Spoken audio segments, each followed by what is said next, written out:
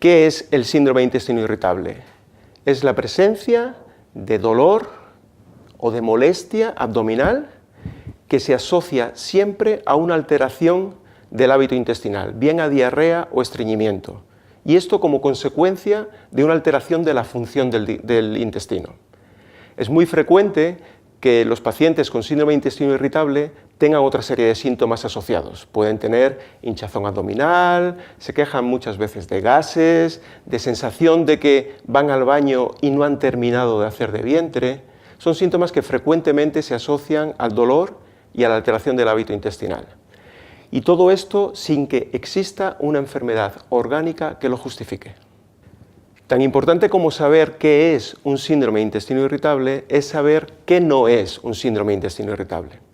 Clásicamente, los síntomas en el síndrome de intestino irritable son de larga duración. Los pacientes suelen llevar meses o años con estas molestias. Si estos síntomas se presentan de forma corta, tras un viaje, en una situación de estrés, esto no es un síndrome de intestino irritable. También es importante entender que tiene que asociarse dolor con diarrea o estreñimiento. Si el paciente tiene diarrea o estreñimiento sin dolor, esto no es un síndrome de intestino irritable.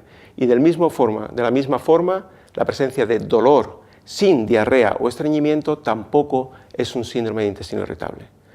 Otros síntomas que hemos comentado, como gases, flatulencia, hinchazón abdominal, si no se acompañan de dolor y diarrea o estreñimiento, tampoco es un síndrome de intestino irritable.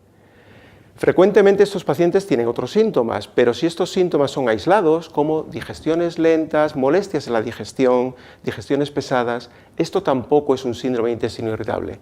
Y es importante tener en cuenta que cuando las molestias del síndrome de intestino irritable, el dolor abdominal con la diarrea o el estreñimiento, se dan en un paciente que tiene una enfermedad de base, como es una diabetes, como son enfermedades del tiroides, como es una enfermedad celíaca, como es una intolerancia a la lactosa, incluso pacientes que han sido operados de la vesícula, en estos pacientes tampoco podemos hablar de síndrome de intestino irritable.